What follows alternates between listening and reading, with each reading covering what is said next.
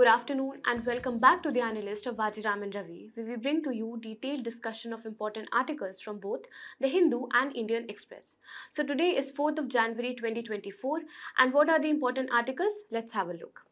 In the first one, we will throw the spotlight on the Adani-Hindenburg controversy, as yesterday Supreme Court has delivered key judgments regarding the same. In the second one, in light of the peace pact, the recently concluded peace pact between the militant outfit of Assam, the ULFA, and the central government, we will have an in-depth analysis of what caused the rise of ULFA, what were their key demands, and what entails this peace agreement. Then in the third one, we will read about different and several initiatives that are brought by the government of India in order to bridge the developmental gap in the smallest union territory of India, that is Lakshadweep. And from the prelims point of view, we will read about a very important species in news, the African cheetahs, who have been recently relocated into the Palpur-Kuno National Park of Madhya Pradesh. So here, we will look into two things. First, the important species in news, and second, the protected area. And finally, we will conclude by reading one key terminology which has been seen recently in news. This is cyber kidnapping. So on this note, let's start the discussion. Beginning with our first topic, yesterday Supreme Court has delivered key judgments regarding the Adani-Hindenburg controversy or the case. So upon receiving multiple petitions, Supreme Court has finally said and reinforced that the SEBI's right, the regulator's right to probe into the cases is valid, and Supreme Court shall therefore be refraining from entering into the regulatory power of SEBI or the regulatory domain of SEBI. And this has been such a remarkable news ever since, that this judgment, which came out in about 10:30 a.m. in the morning, saw strong market fluctuations in the stock market of India. It did to that extent that it caused the rise of the market capitalization of the Adani stock to more than 15 lakh crores. And it also shooted the Adani stock price by 10% in just 1 hour of the judgment delivery. Such was the impact of the judgment. Before understanding the judgment, let's first understand what is this controversy all about. So, the controversy began with a report that was published by the Hindenburg Research Group. Hindenburg Research Group is essentially US-based research team that offers advices and regulatory researches with focus on equity, credit and derivative analysis across the different market regulators of the world, or across the different equity markets that are operational in the world. So upon doing that, Hindenburg flagged some concerns and allegations against the Adani Group on January 2023, where they alleged huge corporate misgovernance along with other charges. These charges included that Adani Group has allegedly engaged in large-scale stock price manipulation, where they have intentionally plummeted or lowered down the stocks in order to gain a lot many investment.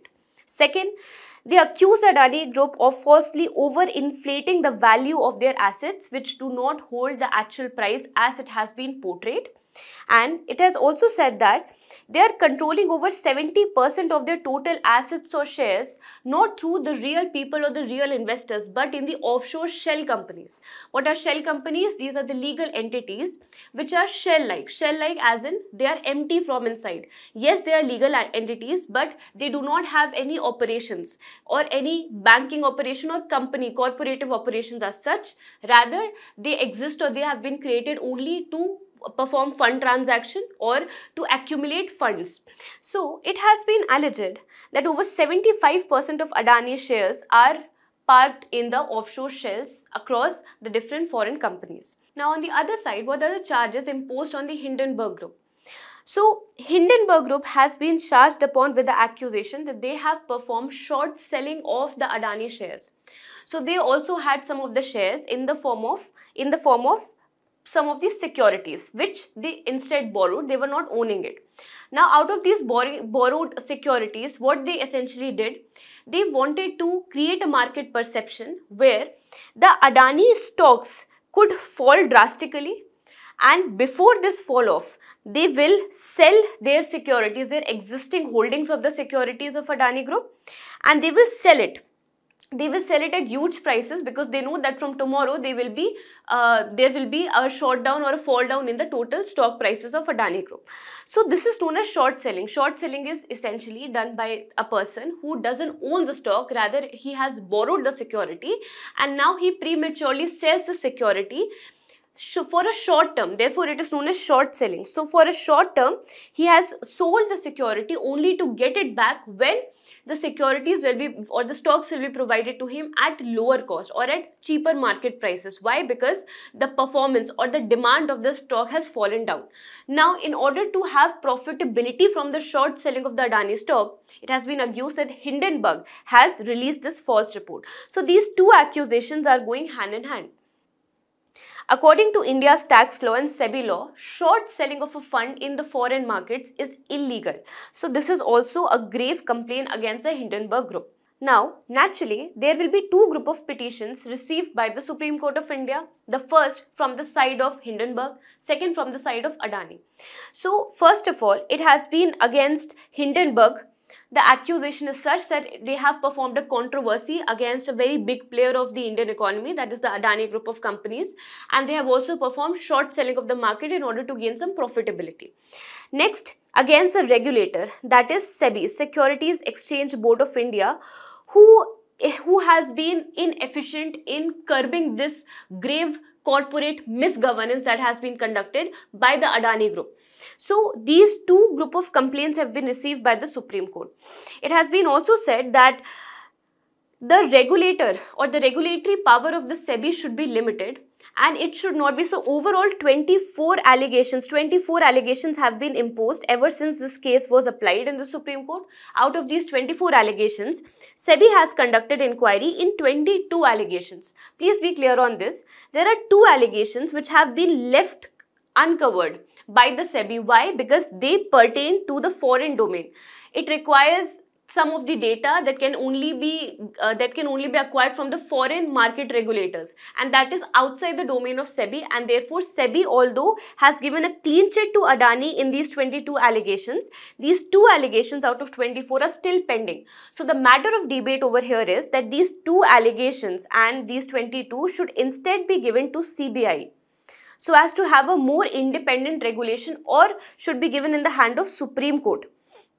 Supreme Court in its judgment has said that we will not be giving, or we will not be taking these powers, these regulatory power from the SEBI, and SEBI will itself be probing this matter on its own judgment. So this is the highlight of the judgment. Now it was also requested by the petitioners that there should be an expert committee set in the Supreme Court regarding these matters. So for that, an expert committee of 6 members headed by Justice Sapre has been constituted, and it has given the judgment there has been no regulatory failure on behalf of the SEBI. So henceforth, SEBI will continue to probe on the case.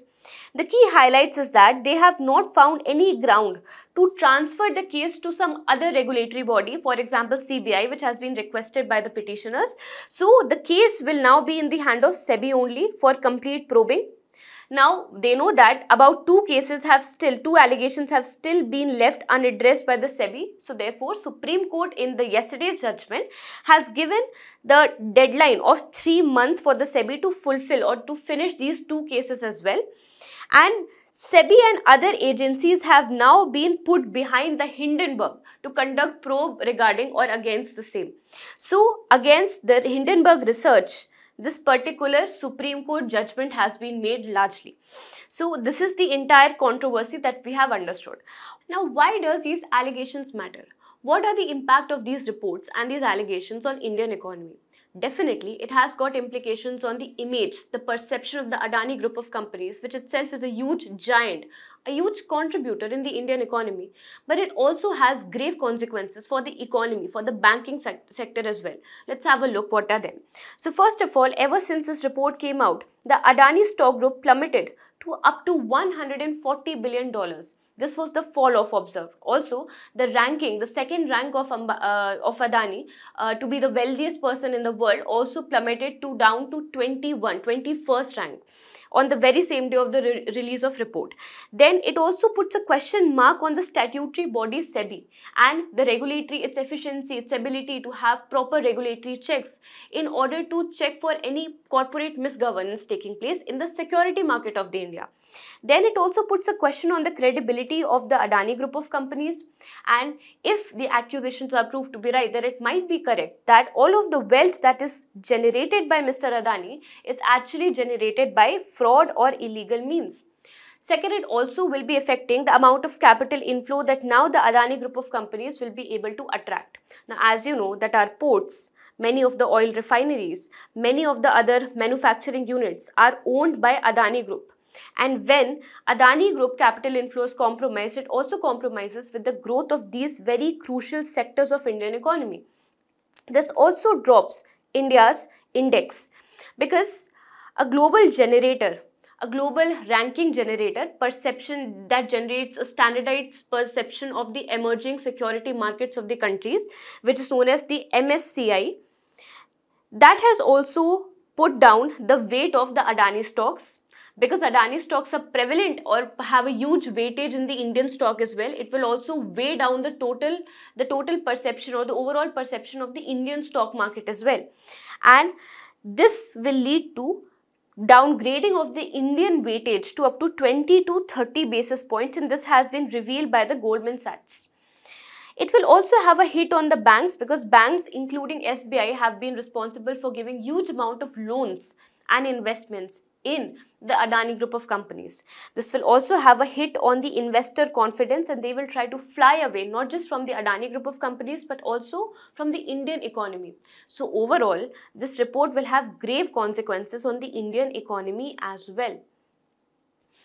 Now, when we have understood what is the controversy and what are the implications, let's quickly have a look about the role and the efficiencies performed by the statutory regulatory body of India, which takes care of the security market. This is SEBI. SEBI, the Securities and Exchange Board of India, a statutory body which garners its power from the SEBI Act of 1992. Kindly remember this year, very important from prelims point of view. It also regulates the security markets. This is the primary function. It regulates the security market and ensures that the interest of the investors who have invested in the bonds and the security and the stock markets, that has been ensured. It also takes care of the corporate governance therefore.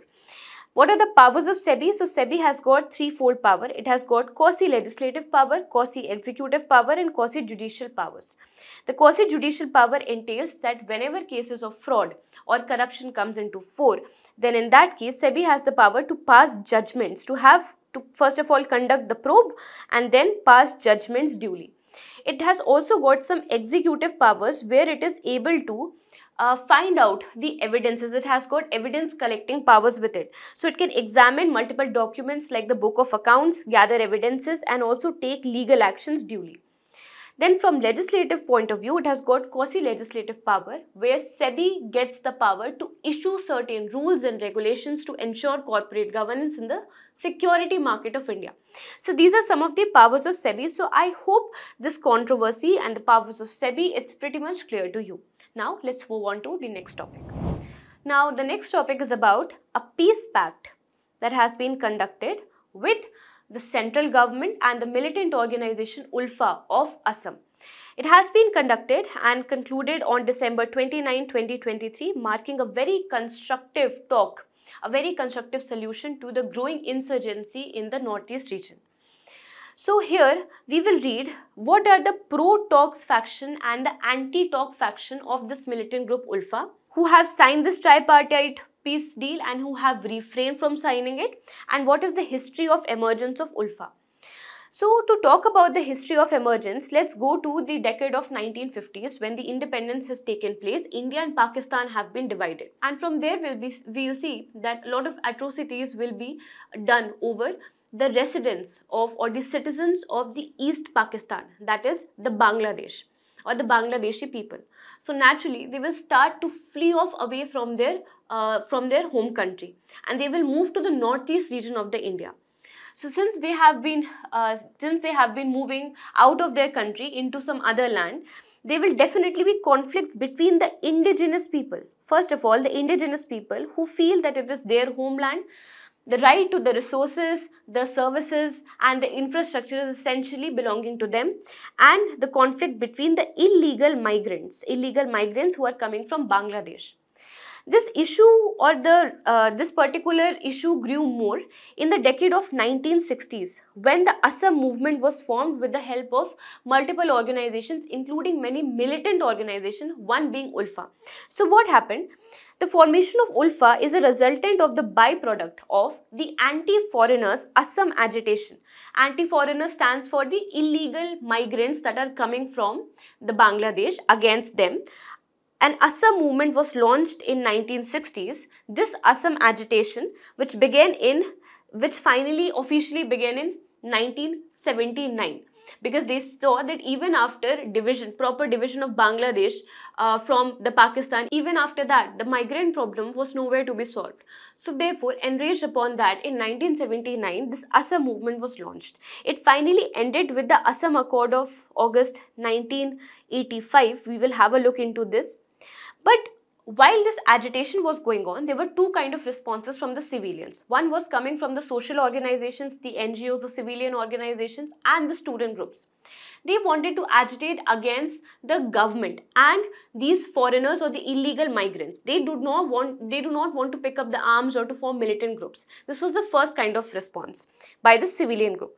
The second response came from a more radical group who wanted to take up the arms, and they were led by leaders like Arbinda Rajkhova, Anup Chetia and Paresh Barua.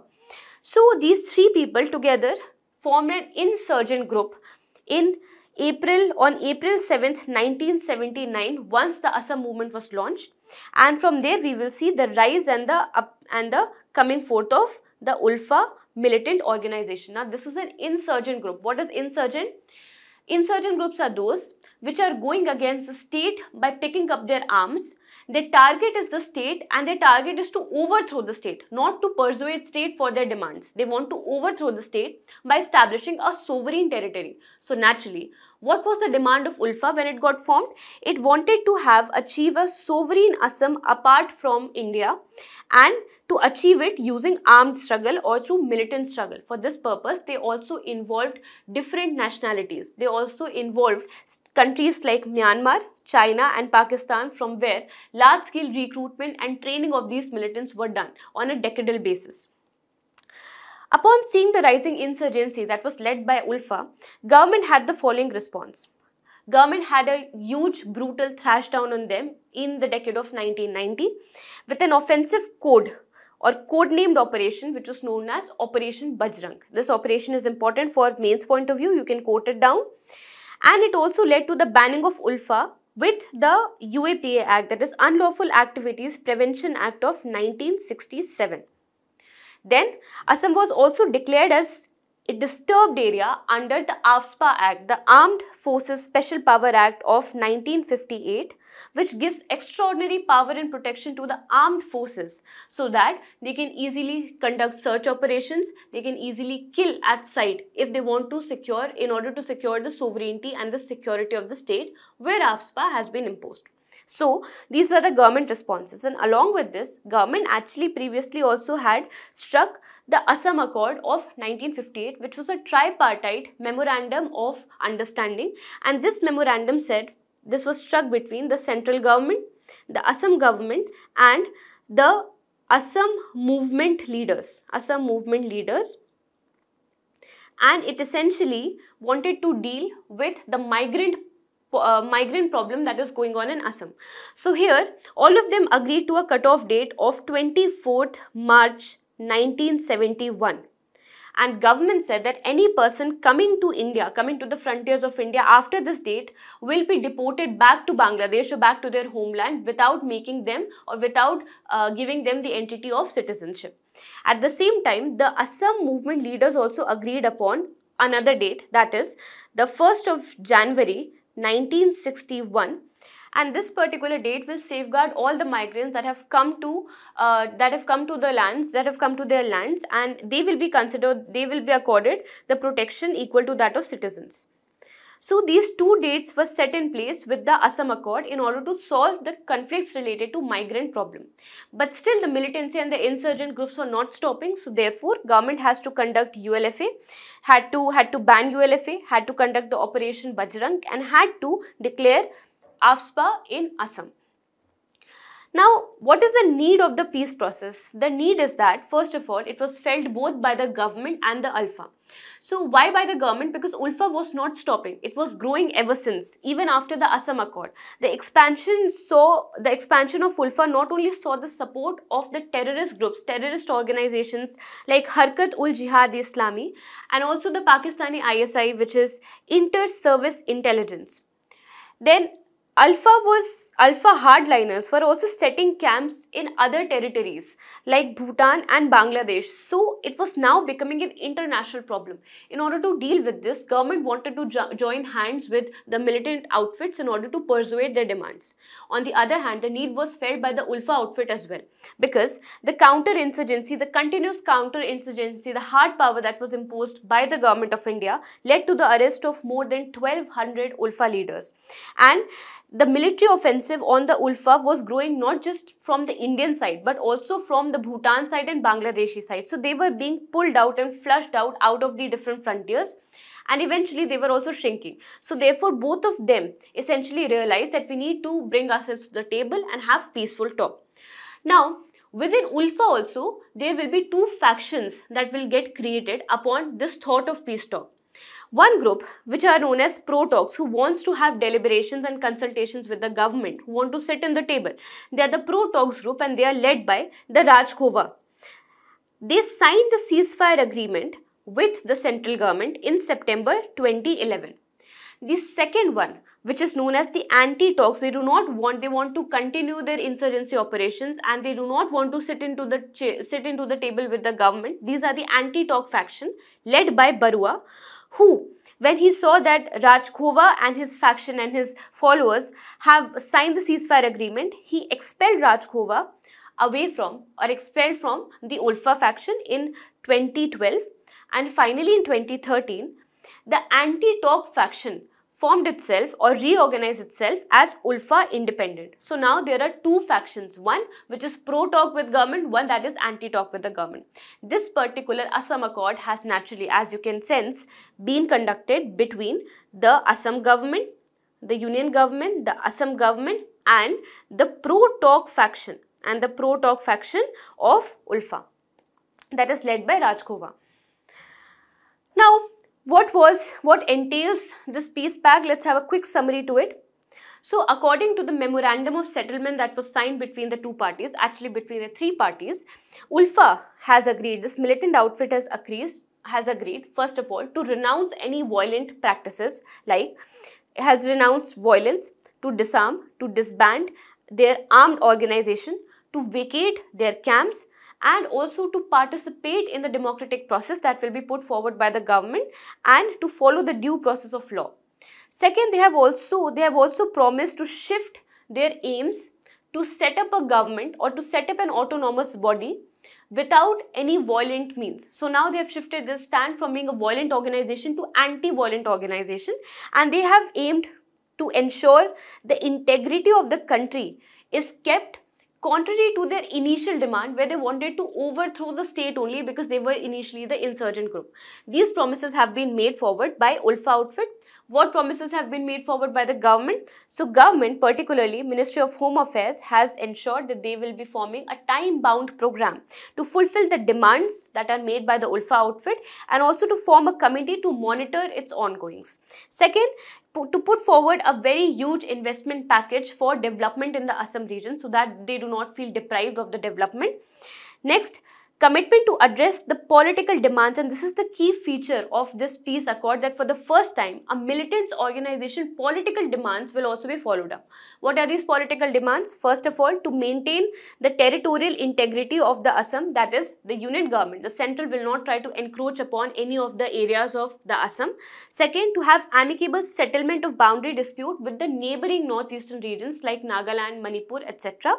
Then, continuation of the delimitation process methodology methodology that has been followed in 2023. So they have liked the delimitation that was done in this year, and they want to perform the same in the upcoming delimitation processes. And also they want maximum representation for the indigenous communities or in the assembly which composed of 126 overall members, keeping the non-original inhabitants, that is the people who have acquired synthetic citizenship, they will be kept outside to it.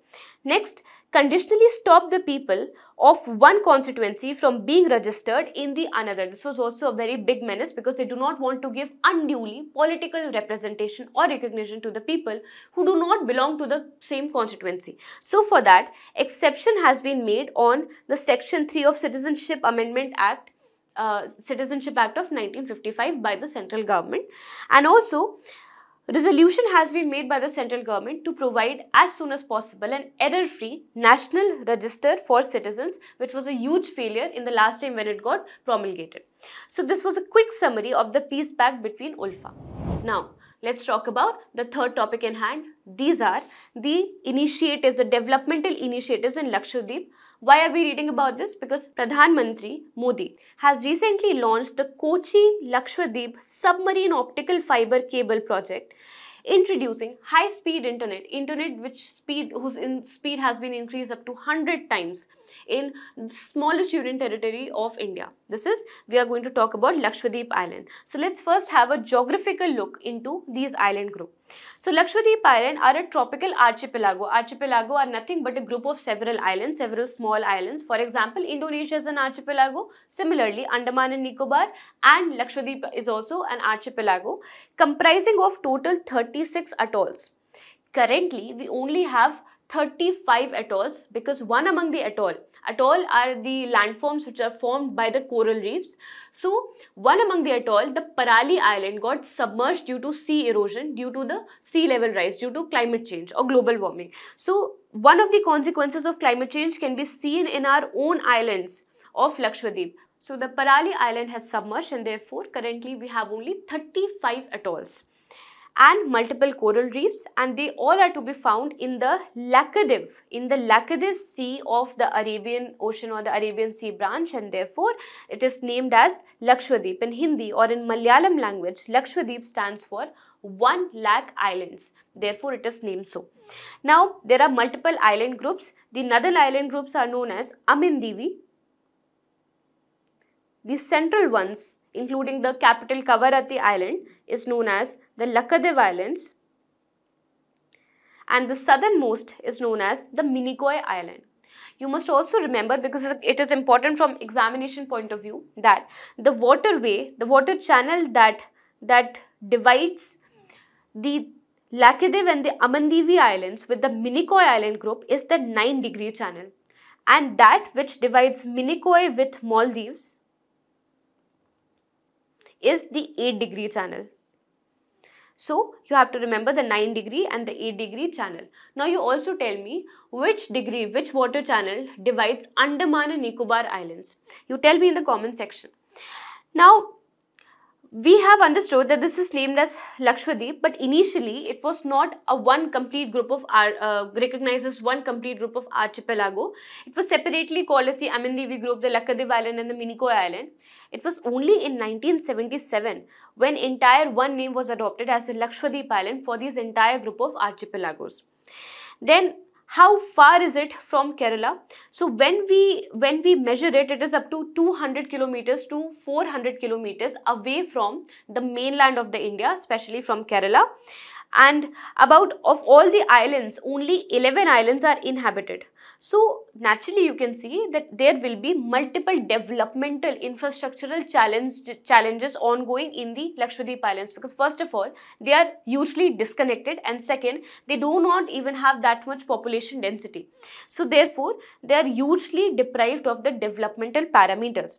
What are the principal languages followed in Lakshadweep? It is Malayalam language, the Jesari language, also known as Dweep Bhasha, and the Mahel language. Now, what are the developmental challenges? What are the main challenges encountered by the island? This island, because it is the smallest one, also lacks a lot of population. Therefore, it has been bypassed in developmental parameters, compromised with water security, food security, income security. Also, there is huge lack of infrastructure. They do not have basic infrastructures like school, colleges, primary healthcare centers, etc. Even household tap connections, tap water connections are also not available over there. So they are living one of the most backward lives as compared to the other parts of India.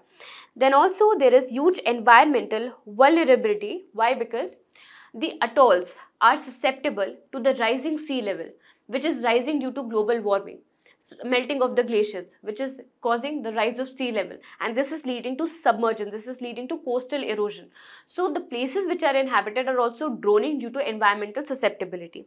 Next, there is huge economic dependence on only one sector of the economy, that is fishing. So if the fisheries infrastructures are not laid properly, if fisheries are compromised, the economy will also fall down because they do not have other prospects. So therefore, these challenges needs to be countered, and they are effectively countered by the following initiatives laid down by the Government of India. To begin with, the initiative in news, this is the interconnection, the fiber connection project between Kochi and Lakshadweep Island. This is a submarine optical fiber connection which is there to speed up the internet in this particular area, in this particular group of island, Lakshadweep. So this is to increase the internet speed by over 100 times. Currently, through the satellite communication, they have been getting the speed of only 1.7 gigabytes per second. But now, after installing the optical fiber connection, it will go up to 200 gigabytes per second.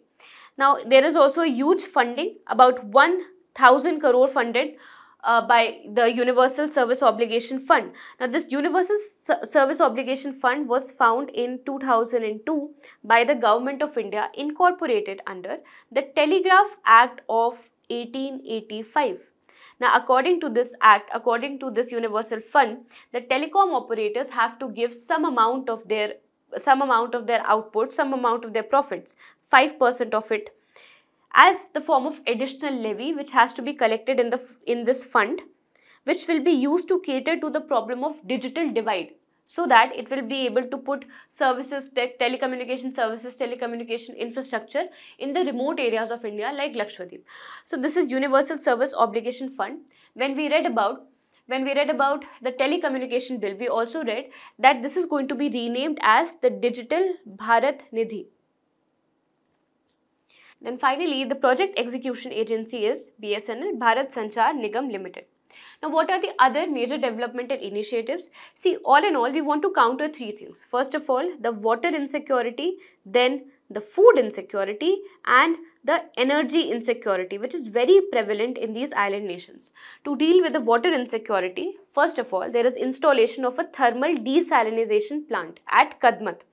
So, desalinization means that the saline water unfit for use, unfit for drinking purposes will be desalinized and will be converted into fresh water, which will be taken up for the use of drinking purposes. So for this, Kadmat has been given a thermal desalination plant, due to which 1.5 lakh liters of clean drinking water is made available every day to the people of Lakshadweep. Next, they have also ensured that out of the Har Ghar Jal scheme of the Union Ministry, we have functional household tap connection installed in all the houses of Agati Island and Minicoy Islands. For the first time ever, a solar power plant has been installed in the capital, that is the Kavarati Island group, and this is the first time ever it has been done to address the energy challenges, especially in the capital city. Then, in order to provide the healthcare infrastructure, primary healthcare facilities will be set up in Kalpeni, and 5 model Anganwadi sectors known as Nandghars will be set up in 5 islands named as the Kadmat, Chetlat, Androt, Agati and Minicoy. They are also in progress. Next, ice plant. It is a kind of cold chain storage set up in Agati Island for seafood processing and tuna fish export. This will ensure the food security, and it will also boost the exports, boosting the economy of Lakshadweep Island. Now, talking about cheetahs of Palpur-Kuno. Why? Because 3 cubs have been born to Asha in the Palpur-Kuno National Park of Madhya Pradesh. So this makes this news very, very important, a positive news coming in our way. So let's first talk about the African cheetahs that have come to India. So the cheetah species is not unknown to India because cheetah species, the Asiatic cheetah especially, has been a native of Asia. So much so that the cheetah word itself has its derivative in the Sanskrit term of chitrak or chittal, which stands for spotted.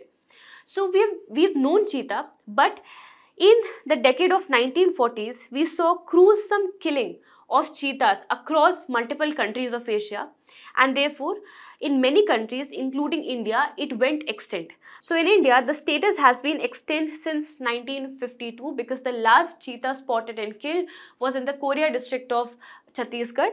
So, and that too in 1947, and after that in 1952 it has been declared extinct. Now, in order to have relocation of cheetahs, in order to bring up or boost up the cheetah population to bring our glory, the government of India has been putting efforts to relocate it from the other countries like for example Iran. But Iran refused initially. Iran had Asiatic cheetah. India also previously had Asiatic cheetah. So now what we are thinking, we thought that we will bring them from Africa. Why Africa? Because African cheetahs first of all have got more immunity. They are more in number. They are classified vulnerable in the IUCN list as compared to the Asiatic cheetah, which are critically endangered. In fact, you must know that only 12 cheetahs are found in wild in Iran and nowhere else to be found in Asia. Such has been the amount of poaching that has happened.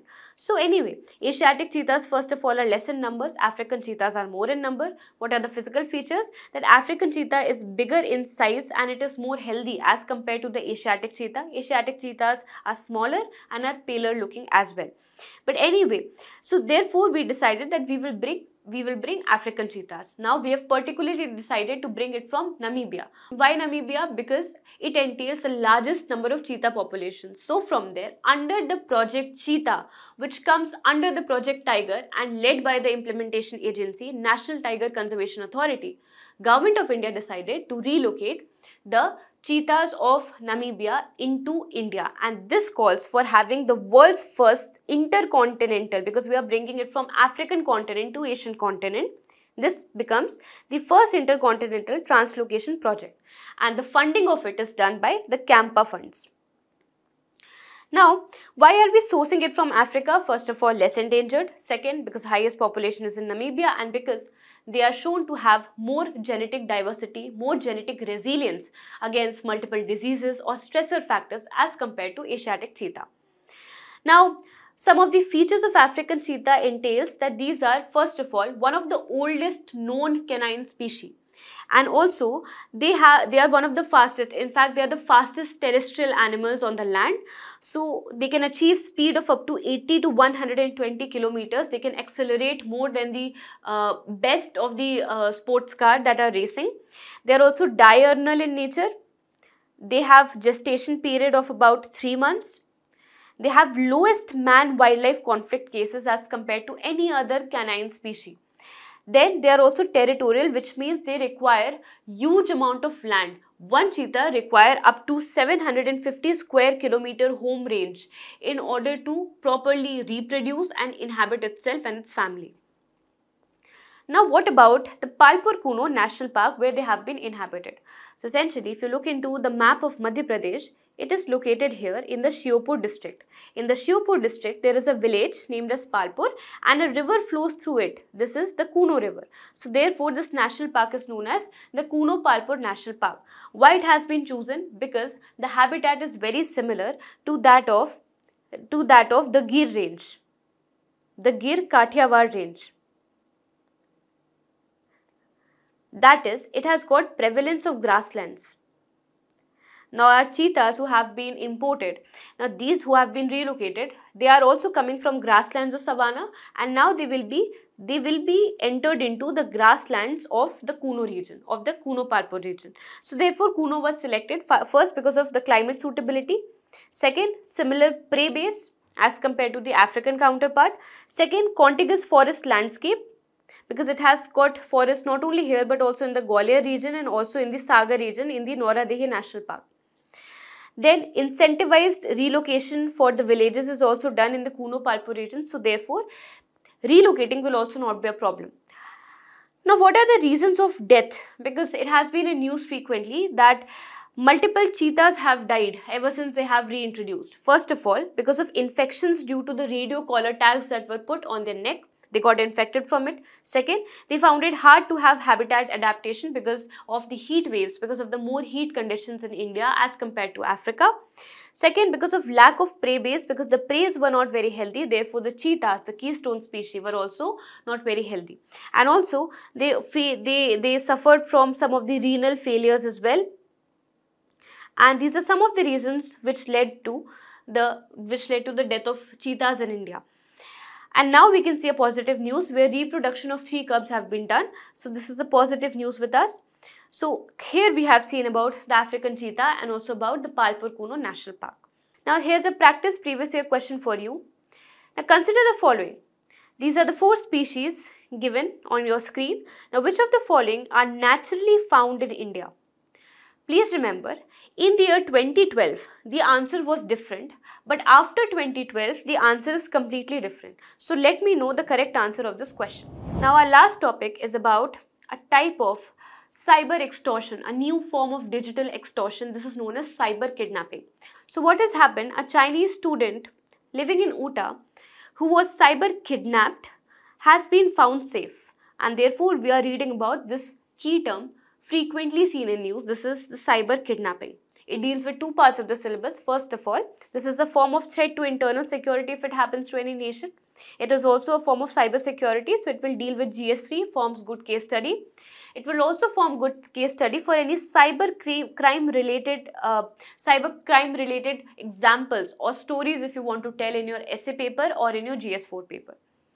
So what happened? Kai Zhuang, who was a Chinese student in the Riverdale of Utah, he went missing. His family got informed that he has been kidnapped. His photos and videos were sent and they were made to pay ransom of about $8,000. And finally, he was found self-isolating himself in some district away from Utah. So basically, the unique feature about cyber kidnapping or this event is that the kidnappers are nowhere physically found in the situation. The student has self-isolated himself because he has been given multiple threats to do so. He has been manipulated by the kidnappers to do so, but the kidnappers themselves are not physically involved in the scene, and this is known as cyber kidnapping. So it is a crime where kidnappers convince their victim, they basically manipulate, play with their minds to hide out or to move away from their safe havens, and then they contact their loved ones and ask for the ransom to free them off. When actually in the reality, they have not even directly captured or kidnapped the person. They have only tortured, manipulated, or they have convinced the victim to do so. Now the person who is kidnapped, he is made to provide videos and pictures, live pictures of himself, and make it look like as if they have been held captive, where in reality they have not. Here, showing them bound or gagged and then sharing it with their family is the common process that is followed by the cyber kidnappers. The key feature over here is this is not happening in reality. There is no physical presence of the cyber kidnappers in this situation. So here, the extortion scheme is prominent because they will ask for something, they will ask for the ransom over here, and these cases are seen more prevalent with the rise of the Industrial Revolution 4.2, with the commencement of artificial intelligence and rise of social media, where getting anybody's data or their security details, their whereabouts has become very, very easy. And also manipulating their images using morphed images, morphed voice calls. For example, calling somebody's mother in the voice of their son and then asking for ransom, torturing the person, threatening the person. So all of this is enabled more by the artificial intelligence, especially the deep fake feature of artificial intelligence, which is able to create morphed images and morphed videos, morphed audios, etc. So the need of the hour is to first of all keep our data very, very safeguarded, very, very close to ourselves, to refrain from multiplying it among social media websites or sharing it to the people who are not trustworthy, and also ensuring from the governmental side that proper regulations have been made to deal with the wrong sides or the menace of the artificial intelligence. So this was about cyber kidnapping. I hope you have enjoyed the session. Thank you so much and have a nice day.